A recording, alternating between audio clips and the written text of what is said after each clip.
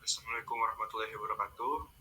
Kami dari kelompok 4 ingin mempresentasikan tugas untuk ujian akhir semester dari mata kuliah kecerdasan buatan tentang analisis jurnal dan implementasi ulang tentang peningkatan model klasifikasi pada kabupaten kota di Indonesia menggunakan metode decision tree. Oke, di sini kami dari kelompok 4 terdiri dari 5 orang, ya, di mana di sini ada saya sendiri, ada Aditya Saftiawan, selanjutnya ada Mbak Raudah Musrifa, Mas Sofian Arif Widiatko, Muhammad Adi Avanza, dan Mbak Dinda Aurelia Salsabella. Oke, next. Oke, latar belakang dan urgensi masalah terkait penelitian ini adalah penelitian ini dilatar belakangi oleh fakta bahwa kemiskinan di Indonesia dalam masalah multidimensional yang kompleks. Meskipun angka kemiskinan menurun, efektivitas program penanggulangan seringkali terhambat oleh ketidakpastian sasaran atau targeting. Kebiasaan yang ada selama ini cenderung berfokus pada analisis tingkat provinsi atau regional sehingga kurang mendetail. Dan di sini penulis mengusulkan penggunaan data mining dan algoritma decision tree pada tingkat kabupaten atau kota untuk mendapatkan model klasifikasi yang tidak hanya akurat tetapi juga mudah diinterpretasikan visualisasinya guna membantu perumusan kebijakan yang lebih spesifik. Next. Oke. Nah, di sini kita terdapat 5 poin, yaitu terkait masalah kemiskinan adalah masalah multidimensional dan menargetkan bantuan seringkali tidak akurat. Selanjutnya ada metodologi, kita menggunakan metode KDD atau Knowledge Discovery in the Database yang mencakup seleksi data, pembersihan, transformasi, data mining, dan evaluasi. Yang ketiga ada data set bersumber dari Kaggle dengan 514 data mencakup variabel seperti pengeluaran per kapita, indeks pembangunan manusia atau IPM, dan sanitasi layak. Dan keempat ada hasil utama model pencapai akurasi 87%. Faktor dominan yang ditentukan mempengaruhi kemiskinan adalah pengeluaran per kapita dan akses sanitasi. Yang kelima adalah kritik internal. Meskipun akurasi tinggi, model lemah dalam mendeteksi kelas minoritas atau miskin dibanding kelas mayoritas atau tidak miskin. Oke, selanjutnya akan dilanjutkan oleh Mas Sofian. Silakan Mas Sofian untuk hasil pengujian. Oke, berarti kita izin share ya.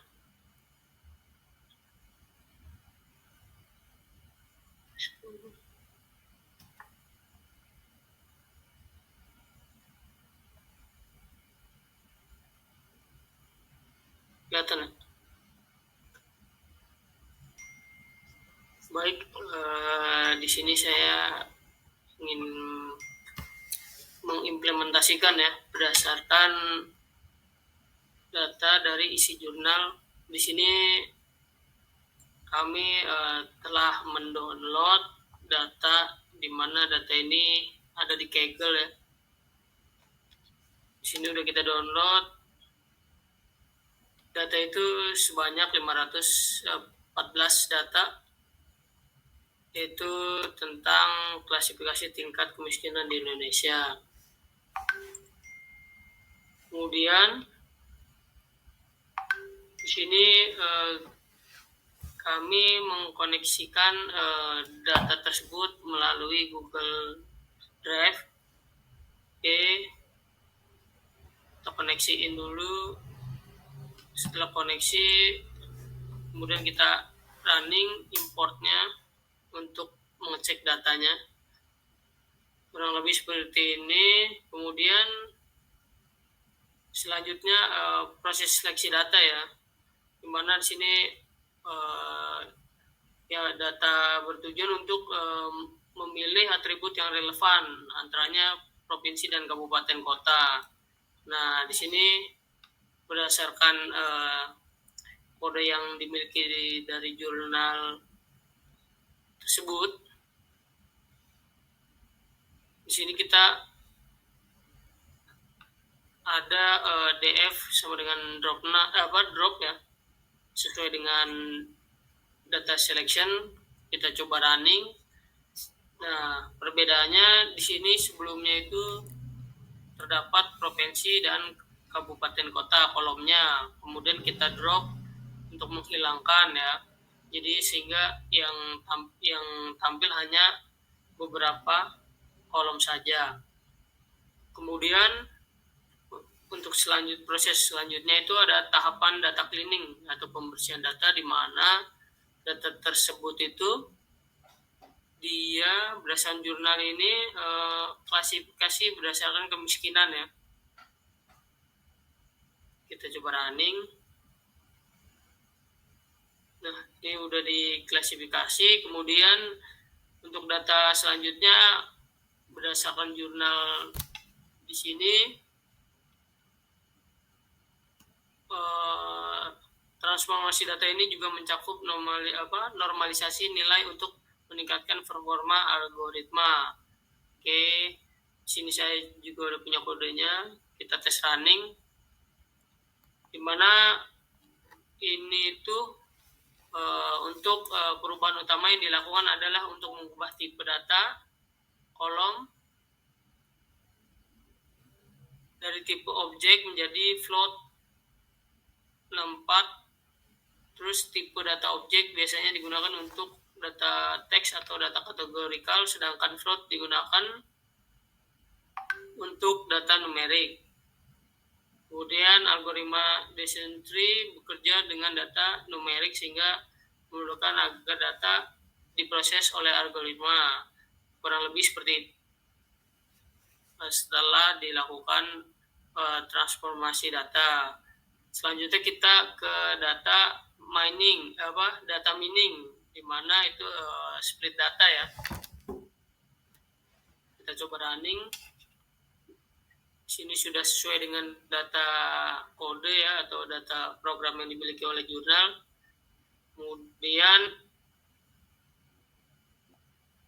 di mana data split ini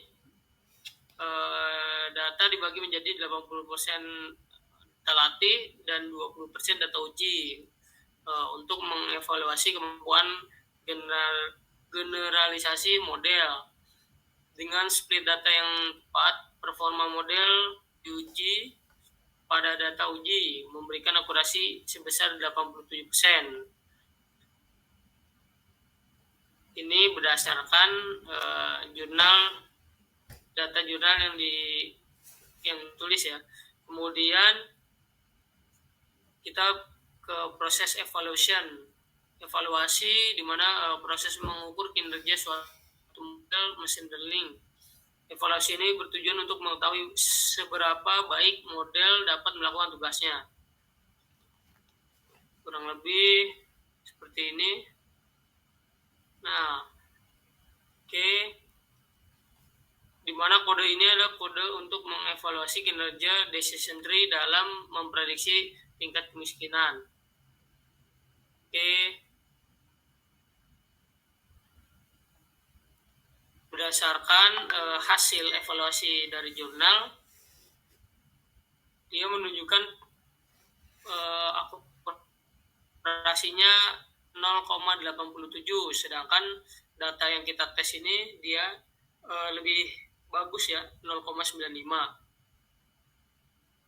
Terus untuk precisionnya juga beda ya, yang hasil kita itu 0,97 sama 0,87, sedangkan hasil yang dari jurnalnya itu 0,92 dan 0,60. Tapi untuk support itu dia sama 87 sama 16. Kemudian dari skor F1 skor sama recall juga berbeda, di mana lebih bagusan hasil testing dari kita. Kemudian di sini dia ada tabel matriksnya ya, confusion metric, di mana tingkat kemiskinannya 81, tidak miskin ya, 0 tidak miskin, ini sebesar 81. Kemudian untuk miskin dan tidak miskinnya ada 6. Untuk aktual prediknya ini 7. Kemudian miskinnya ada 9 ya. Oke, kita langsung aja lihat. Nah ya, conversion metricnya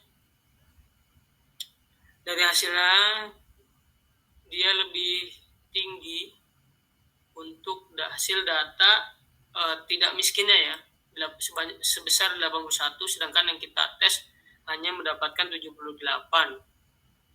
Kemudian untuk miskin dan tidak miskinnya di sini 6, sedangkan di sini 9 ya, 6, hasil kita 9. Kemudian untuk miskin, kemudian untuk tidak miskinnya sebanyak 10, sedangkan di sini ada 7. Dan yang terakhir untuk miskinnya berdasarkan data ini 1, di sini mendapatkan 4. Nah, untuk mungkin ya kemungkinan ini bisa jadi dari datasetnya dia sudah memiliki perubahan sebelum terjadinya ini. Mungkin di jurnal di awal mungkin sudah ada perubahan, meskipun datanya secara data sebanyak 514 ya, 514an datanya ya. Terus bisa jadi di sini ini kan saya tester berdasarkan kode masing-masing. Nah, terus kemudian saya menambahkan tes kode berdasarkan ini ya, initial nyoba masukin decision tree-nya di sini. Hasilnya pun berbeda ya dibandingkan dengan data sebelumnya. Nah, untuk ininya nilainya juga berbeda nih. Dia lebih besar 85. Sebelumnya kan kita tester kalau satu kodenya cuma 78, sedangkan yang di jurnal 81. Ya bisa jadi kemungkinan entah dari datanya yang sudah ada perubahan secara ini. Nah, di sini kan dia 87% ya. 87% itu dia berdasarkan tidak miskinnya. Nanti berdasarkan sini ya. Oke, mungkin bisa dilanjut untuk pemaparan materi selanjutnya. Kalau dari saya kemungkinan ya karena dari segi datanya sama, tapi kita nggak tahu apakah ada perubahan data dari datasetnya. Ini dari dua kode saya coba, dia juga berbeda ya. Ini asli dari kode bawaan, kemudian saya tambahin kode baru di sini, initial training decision tree-nya. Hasilnya jauh lebih baik di sini. Ya, mungkin bisa dilanjut kepada Mas Adit.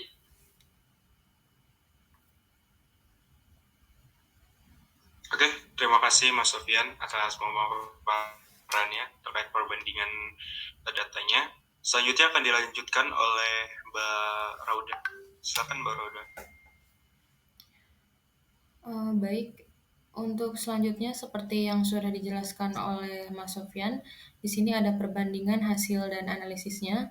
Yang pertama itu metrik, hasil jurnal yang dilaporkan, kemudian analisis realistis atau validasi ahli. Yang pertama ada akurasi global itu mencapai 87%. Bias mayoritas, akurasi ini semua karena didominasi oleh kelas tidak miskin yang jumlahnya jauh lebih banyak. Kemudian precision tidak miskin 92%, sangat tinggi, model sangat mudah mengenali daerah yang tidak miskin. Selanjutnya precision miskin 60%, bisa dibilang rendah. Dari semua daerah yang diprediksi miskin, hanya 60% yang benar-benar miskin, 40% adalah false positif. Selanjutnya recall miskin mencapai 56%, bisa dibilang kritis. Model gagal mendeteksi 44% daerah miskin yang sebenarnya, false negatif. Selanjutnya F1 score miskin 58%, skor di bawah 60% menunjukkan model ini belum layak. Digunakan untuk kebijakan penanggulangan kemiskinan yang sensitif.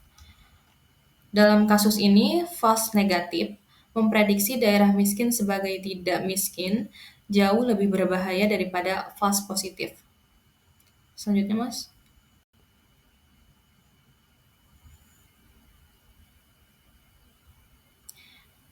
Ya, selanjutnya ini terdapat parameter, hasil jurnal, dan analisis ahli dan kemungkinan penyebab. Yang pertama itu akurasi mencapai 87%. Analisisnya, akurasi ini menipu atau misleading karena data didominasi oleh kelas tidak miskin, 87 data versus 16 data di test set. Model cukup menebak semua daerah sebagai tidak miskin dan masih akan mendapatkan akurasi. Lalu recall kelas miskin mencapai 56%. Penyebabnya imbalance dataset, model kekurangan contoh data miskin saat pelatihan, akibatnya model gagal mengenali pola atau ciri-ciri daerah miskin. Menyebabkan tingginya false negatif. Selanjutnya, precision kelas miskin mencapai 60%. Penyebabnya noise pada fitur, model bingung membedakan batas ambang antara daerah yang hampir miskin dan benar-benar miskin. Kemungkinan karena atribut yang digunakan kurang spesifik, memisahkan kedua. Dan selanjutnya, metode evaluasi confusion matrix. Terdapat kritik, yaitu penulis sudah tepat menggunakan confusion matrix 25, namun dalam narasi kesimpulan awal terlalu membanggakan akurasi 87%. Seharusnya fokus utama adalah rendahnya F1 score 58% pada kelas target. Perbedaan hasil performa antara kelas mayoritas tidak miskin dan minoritas miskin disebabkan oleh absennya penanganan ketidakseimbangan data. Penulis mengakui hal ini di akhir jurnal. Jika Anda mengimplementasikan ulang tanpa teknik resampling, Anda akan mendapatkan hasil yang sama buruknya dalam mendeteksi kemiskinan, meskipun akurasinya terlihat cantik di angka 87%. Silakan dilanjut, Mas Adit. Oke, terima kasih. Selanjutnya akan dijelaskan oleh Mas Panza. Silakan. Baik, terima kasih Mas Adit. Untuk berikutnya ada penjelasan perbedaan hasil dan kemungkinan penyebab. Di sini kami akan menjelaskan 3 saja. Jadi mengapa terjadi perbedaan performa yang begitu mencolok antara deteksi daerah kaya dengan rasio 93% dan daerah miskin dengan 58%. Berikut adalah diagnosisnya. Pertama itu ada ketidakseimbangan data. Untuk fakta datanya, ada dalam data testing saja, perbandingannya adalah 87 data tidak miskin berbanding 16 data miskin. Mekanisme kegagalannya, algoritma decision tree bekerja dengan meminimalkan impurity atau ketidakmurnian ketika satu kelas sangat dominan. Cara termudah bagi pohon keputusan untuk mengurangi error adalah dengan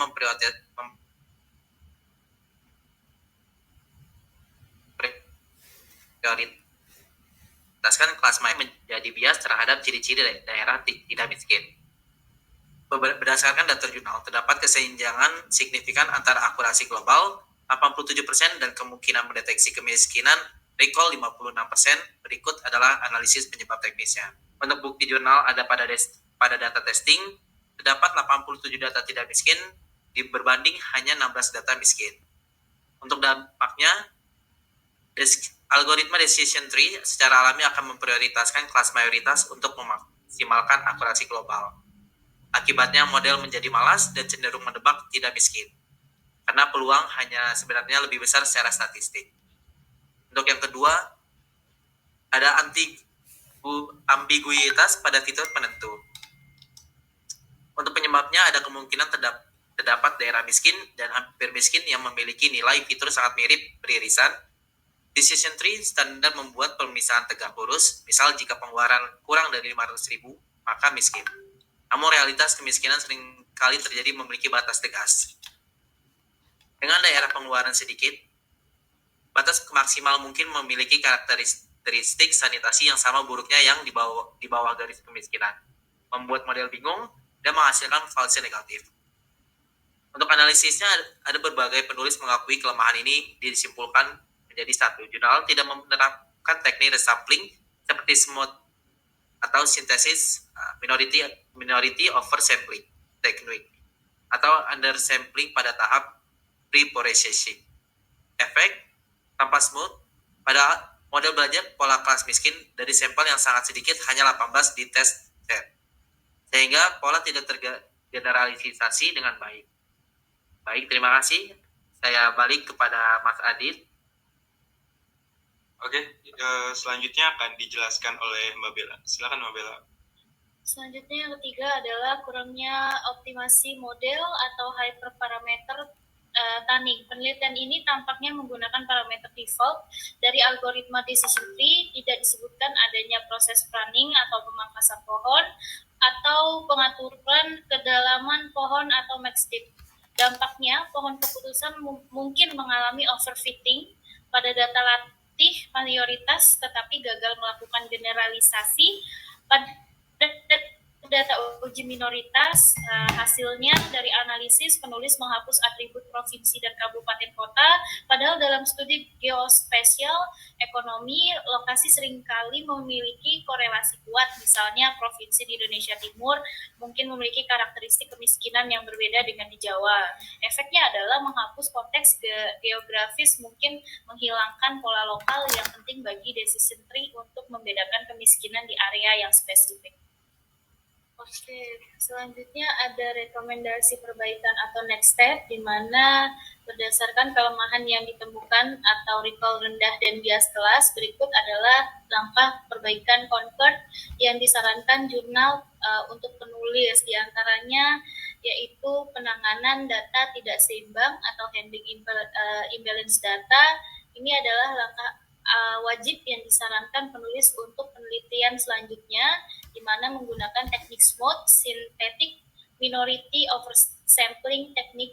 Jangan hanya menduplikasi data miskin, gunakan smooth untuk membuat data sintetis baru yang memiliki karakteristik mirip dengan data miskin yang ada. Ini akan memaksa model belajar variasi baru untuk kelas miskin, dan understanding sampling yang mengurangi sebagian data tidak miskin secara acak agar jumlahnya seimbang dengan data miskin, meskipun ini beresiko membuang informasi yang berharga. Yang kedua ada optimasi algoritma dan ensemble learning, di mana hyperparameter tunning. Penulis menyarankan penggunaan grid search untuk mencari parameter terbaik.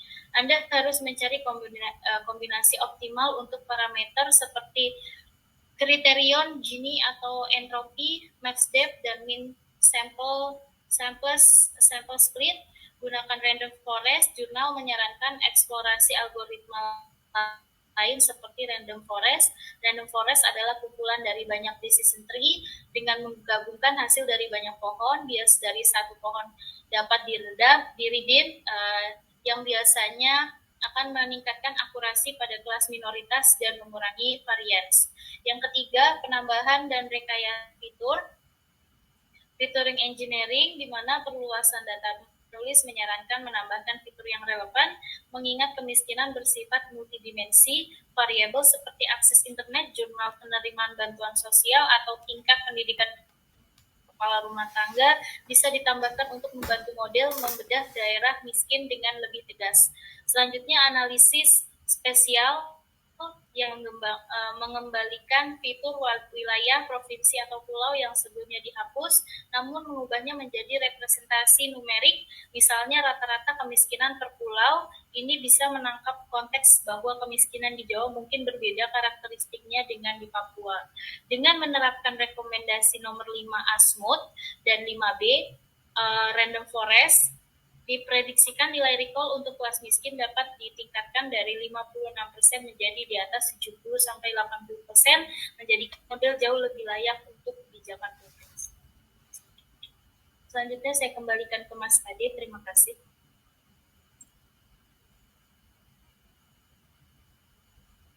Oke, terima kasih Mbak Bella atas pemaparannya. Dan demikianlah presentasi kami dari kelompok 4 terkait perbandingan analisis jurnal. Saya akhiri. Wassalamualaikum